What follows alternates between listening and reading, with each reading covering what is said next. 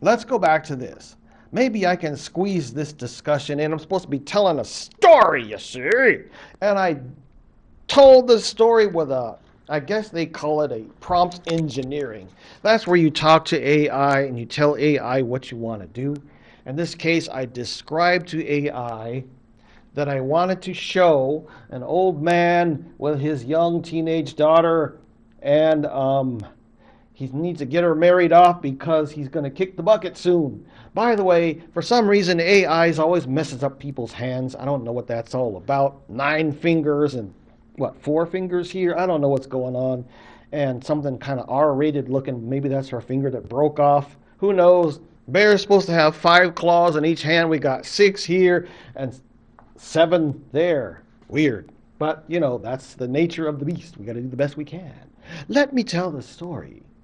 Why do we natives object to this being called Devil's Tower? Well, I'll tell you the story. This is actually a very beautiful story. And as you know, the newcomers, the Washichu, the Chmokmanuk, the Suyepis, when they come along and they see natural beauty in North America, in the Americas in general, they always say, the devil did it! But no, we natives, you see, we have our own stories, and they're usually quite beautiful. Here is an example. Long, long, long time ago, there was an old man with his daughter. I guess he's a widower. And his daughter is growing up, and he's took such good care of her and raised her to be right and just a all-around good little girl. And he's worried because he said, I'm going to kick the bucket pretty soon. I need to marry my daughter off so somebody can take care of her.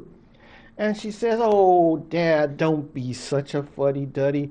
You're going to, you know how we are with our parents. We deny that they're getting older and they lose their hair and they move slow, and we never think we're going to come to that day when they walk on the Milky Way trail with the spirits of the ancestors.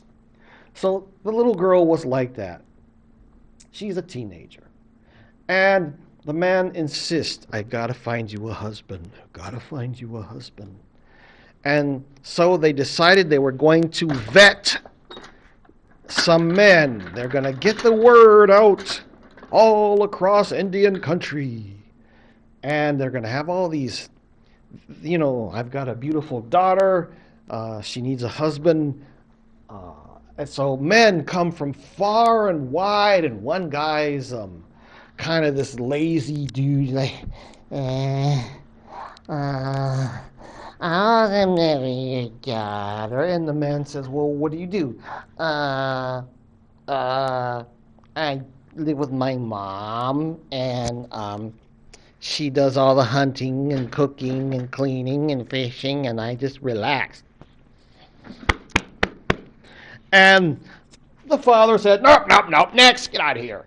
So another guy comes in, he's all proud, looking all beautiful clothes and beautiful quill work and nice choker and everything, and long, clean, shiny hair. And the daughter says, but you know how dads are. You see, we dads, we look deeper because we want to protect our daughters. We love our daughters. He sees this man, this handsome man, and he says, tell me about yourself. Yeah. Well, and when he does this, you can hear the angels go when he does his hair, because he's got beautiful hair. And of course, mine's all falling out. But never mind. We're going to stay focused on the story, you see. He's big, tall, handsome Indian man. And Dad's looking at him and saying, there's something wrong with this kid. Well, what do you do for a living? Well, I'm rich, you see, and I've got 70 horses, and I'm a hunter, and proud. And Father says, and who does your hair, and who did all your quill work, and he's bragging, this young guy, and he brags so much, and Father says, well, I have a feeling you're going to spend all your time taking care of yourself and neglecting my daughter. Next, get out of here. Next comes along a very, I want to say, good-looking, but also capable-looking man. Nobody's ever seen this guy before, but he's very polite, and he bows, and he comes and he greets everyone. He says to them, Ohana washde, or whatever they say in other languages.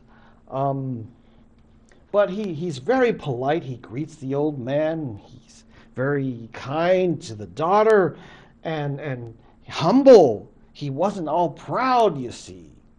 But again, nobody knows where he came from. So mysterious. The girl likes him.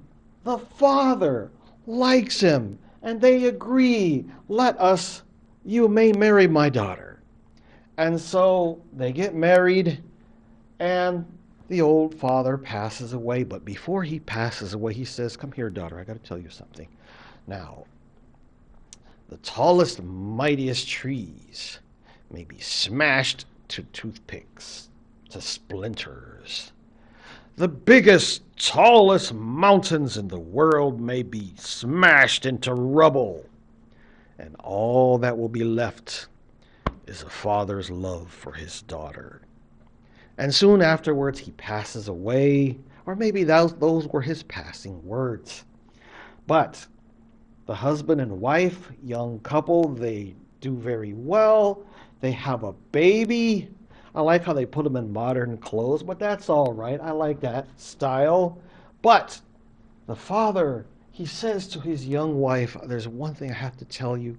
I know everybody has never seen me before and they think I'm a mysterious fella, but there's a reason for that. You see, it's because there's a special enchantment that has happened to me.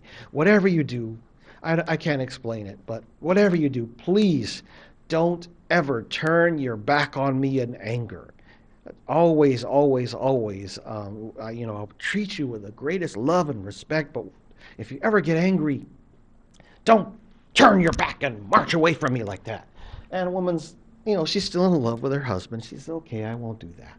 Now, let's mosey on along. The boy is rather precocious. He's already learning how to shoot with a bow and arrow, and just a little baby, 3 years old or so. He's already knows how to shoot with a bow and arrow. He knows how to swim in the streams here. And father is so proud, as we fathers get with our especially with our sons. Well, our daughters too.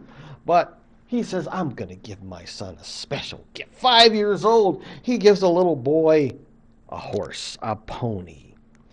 And he puts the little boy up and the mother freaks out. She comes running out of their wigwam. He's too young for that. What are you doing? He says, don't tell me how to raise my son. Don't you see how strong and powerful he is? He's destined for great things. And she said, no, you don't tell me what to do with my son. He's going to fall off the horse. He's going to break his leg. Blah, blah, blah. And she grabs the baby off the horse and she turns her back and marches away.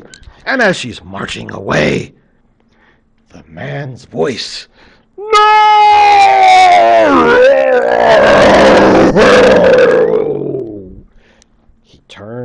The woman turned, she's got the baby in her arms, she looks over her shoulder, and there's a big old bear.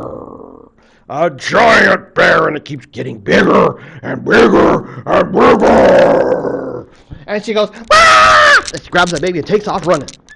She runs into some trees.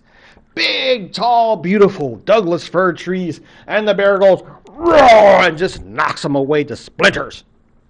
She runs into some hills and some stones, some rocks, and the bear just claws right through them. And she goes, oh no, what am I going to do? And she's running, the bear's right on her heels. The bear's coming because he's huge, you see. She gets to a clearing in an area where there's some old growth trees.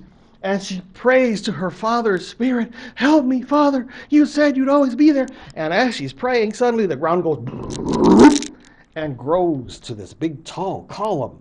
Some people say that's a tree stump. But the bear, he's supposed to be a little bit smaller, but anyway, the bear is trying to get up there. And he's scratching and scratching and scratching, but he can't get to the woman and the baby. And that's why father's love stone exists the way it exists today, and you can see the scratch marks from the bear's claws. That's my story, and I'm sticking to it. Thank you so much for being so patient with me. I'll see you in the next part of the video. Talk to you later. Bye. Woo! 15 minutes.